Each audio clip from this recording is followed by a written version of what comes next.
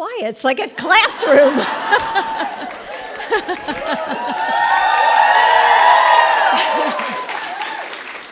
So in the intermission, were you all like dancing and everything? Get a little movement. You know, you've been sitting for a while, so thank you for standing. But, you know, I'm glad you get a little, like you said, Robin, a little movement, right? That's what it's all about. So, please sit down, please. If you feel all stretched out by now. So before I begin, I just want to say I'm so glad that you got to come here today because the White House is decorated. And the theme this year is peace and light. So I hope that you all feel that sense of, you know, peace and light, and that just for a moment when you leave here today that you feel, I don't know, a sense of joy. Because I think we all need like this, you know, we all need to feel joy now during this time of the season, during this time. So anyway, okay, now I'll start. You're all reading into that. Anyway, for decades, for centuries even, at dinner tables and in waiting rooms, in whispered conversations, you know, when we meet our friends for coffee, women have been talking to each other about our health. Isn't that true? Yes. So today we brought that conversation to the White House.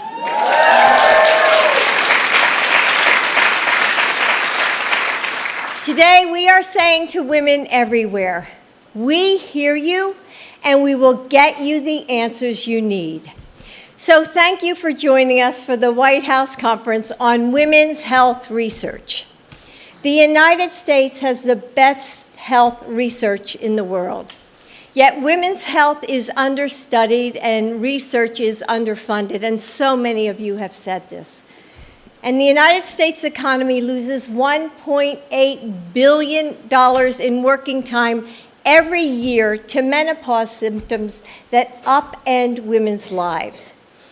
And that's what Maria Shriver and I talked about on that Saturday afternoon in April last year.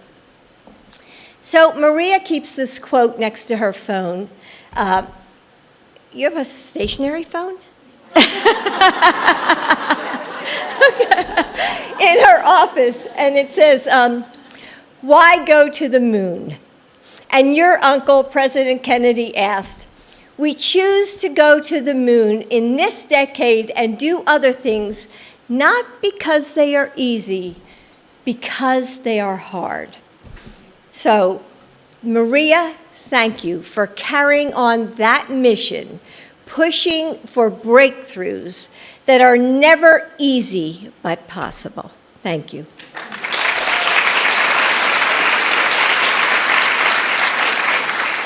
So a little more than a year ago, President Biden launched, thank you, Joe, the first ever White House initiative on women's health research. Building on the foundation of decades of work in women's health from many of you in this room. And Carolyn made sure yesterday, as we were doing speech prep, that I understood. She said, Jill, you know, I know that we're doing this now, but there are some women like Carolyn who's been doing this research forever and ever and ever. And I just want you to say, we recognize that. So,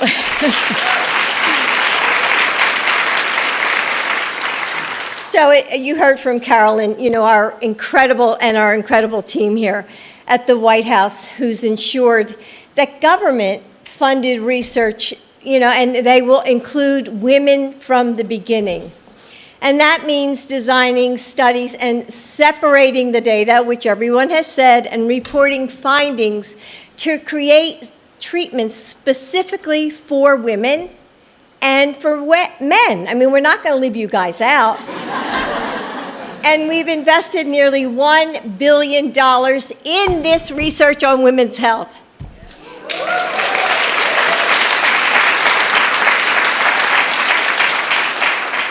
So over this past year, I've traveled around the country, And I have met, honestly, some really incredible researchers.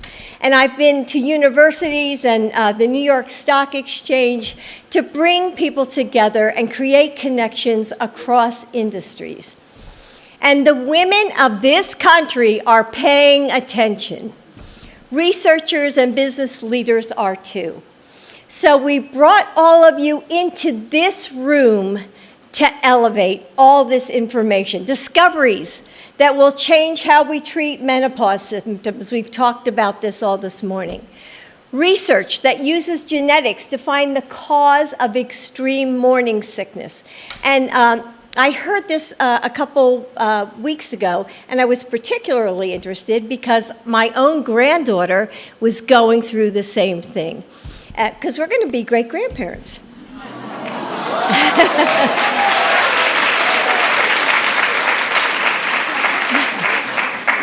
So funders and founders who are seeing the market for women's health products triple. Advocates are making sure that women know that solutions are at our fingertips if we just keep fighting for them. Together, we've laid down a new line, a marker of our progress toward closing the gaps in women's health.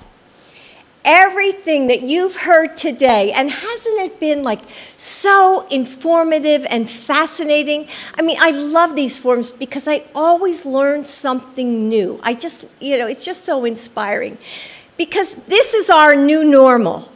And today isn't the finish line. It's the starting point. We, all of us, we have built the momentum. Now it's up to us to make it unstoppable. It has been the honor of my life to serve as your First Lady and to join you in this work. But my work doesn't stop in January when Joe and I leave this house. I will keep building alliances like the ones that brought us here today. And I will keep pushing for funding for innovative research.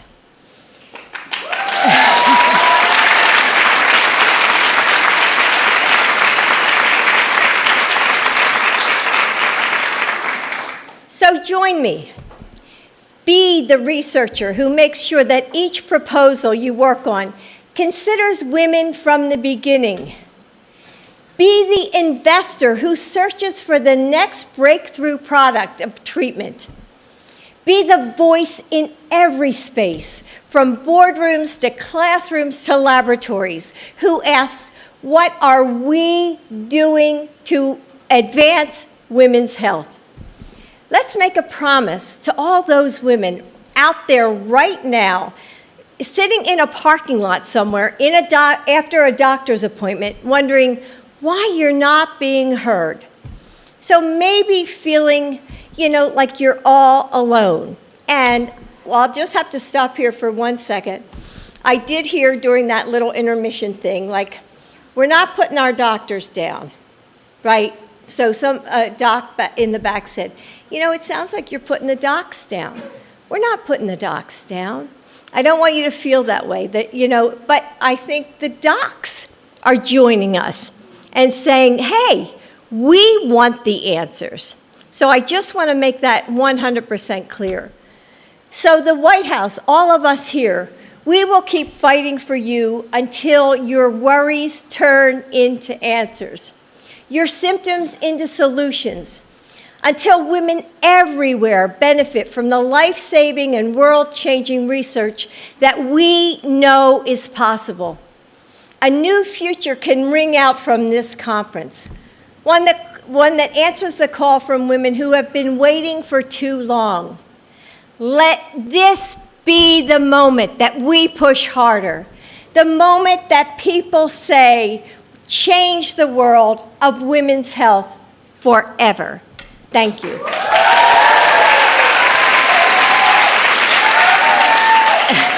you. Thank you.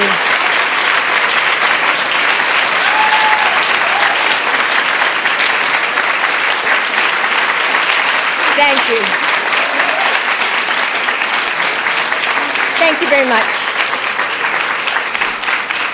Please. So I'm so grateful to have a president who heard us and took action quickly. So without Joe, really, this wouldn't have been made possible. And that's the power of someone who understands how to make things happen in government. Because God knows, Joe, you've been here for, what, 50 years? So someone who has fundamentally shifted how our nation approaches women's health research.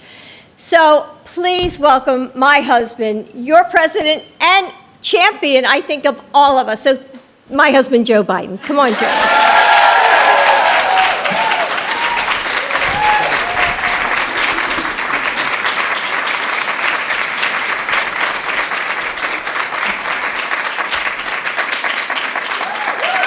Thank you.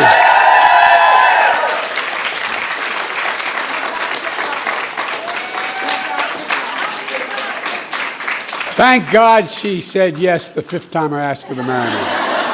Please, have a seat. You know, as they used to say in the Senate, a point of personal privilege.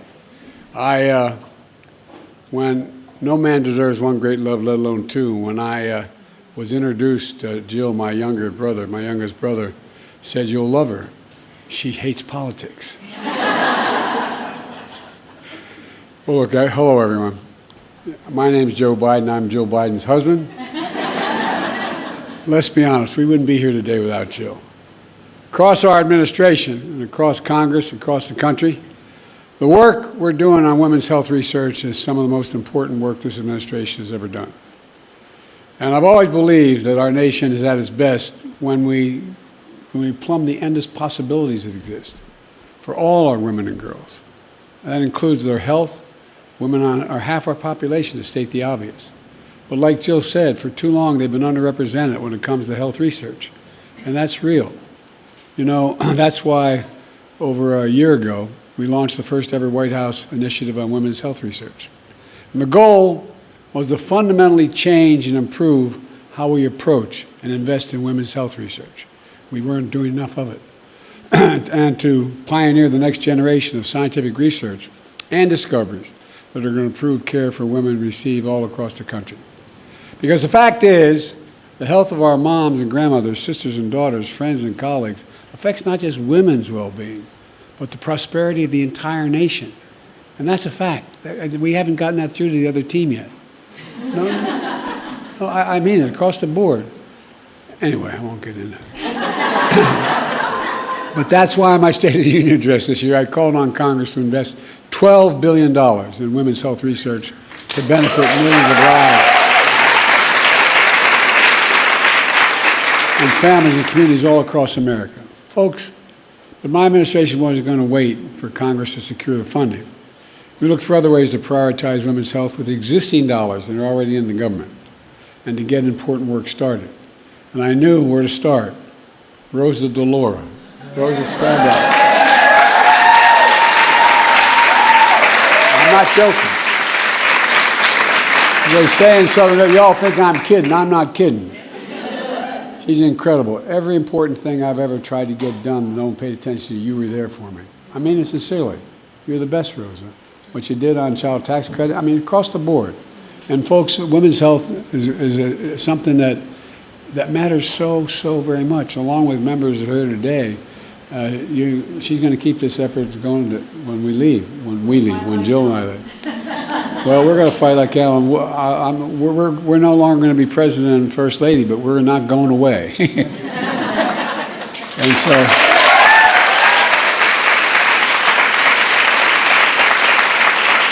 along with other members here like Diane and Lauren. Where's Diane? There you go. Stand up, kiddo. Let me see you. And Lauren, thank you. So I'm so proud that to date we've secured $1 billion so far in women's health research from different government agencies. You know, our new agency, ARPA-H, which is patterned after it's called Advanced Research Projects and Agencies for Health, is based on DARPA, which is the Defense Department program, or Advanced Research and Projects Agency. That drove breakthroughs. The Defense Department broke breakthroughs in everything from the internet to GPS. it had a big budget for doing everything else, but it also had this specific individual budget.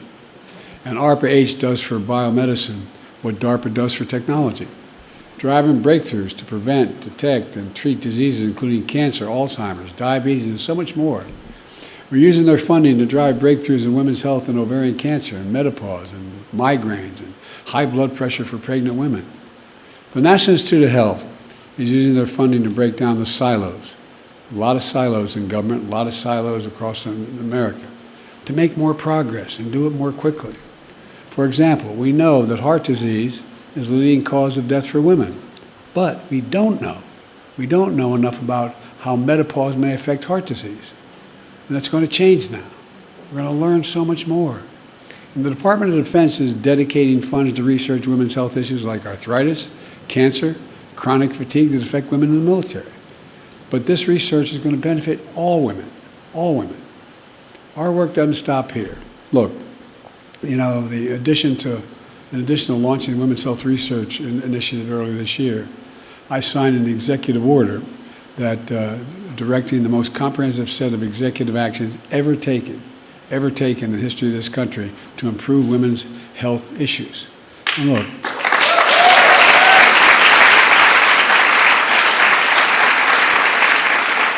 it ensures that women's health is integrated and prioritized all across the entire federal government, all research projects and budget plans, across the entire government. It spurs new research and innovation, a wide range of women's health needs throughout their lives. And it does so much more, so much more. Folks, there's literally never been more comprehensive effort from the federal government to spur innovation in women's health research in our entire history. And thank you, by the way, kiddo. I mean, if I can digress for a moment, I have been the beneficiary of a lot of the research been done. I had 2 cranial aneurysms, 2 9-hour operations, took the top of my head off twice, couldn't find a brain the first time. But all kidding aside, I mean, research is going on across the entire world. I visited every single solitary major health center in the world, 7 of them. And, you know, a lot, what happens even in not just women's research, but, you know, docs are great. They walk by the mirror and they see a Pulitzer Prize, a Nobel Prize about to be won rather than sharing the data. But that's all changing. That's all changing. And this initiative lays the groundwork for discoveries and research for generations to come. Mark my words. And the benefits we gain tomorrow will happen because we made the decision to do something about them today, now. And all of you in this room are leading the way, and that's not hyperbole, you really are. It's a hell of a combination of people to make things change. Let me close with this. And my daughter Ashley is sitting here. She runs she works for women. She runs a women's health center shelters in Philadelphia. And you know, this holiday season is time not for gratitude, but for reflection. Gratitude's important, but we got to reflect on what's going on.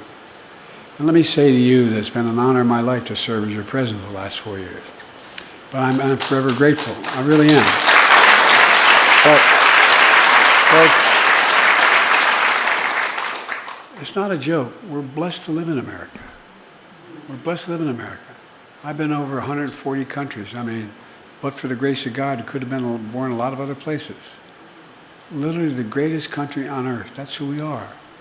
But we got to raise up even more than we are now. I often say America can be summed up in one word. I was on the Tibetan plateau with Xi Jinping, and he said, "Can you define America for me?" And this is all on the record. I said, "Yes, one word, possibilities." Think about it. We're the only nation in the world where people, they think there's arrogance in that. But we've never failed to get things done when we set our mind to it. It's all about possibilities. Anything's possible. That's what the Women's Health Research Initiative is all about. Possibilities. You know, and that's what this conference is all about.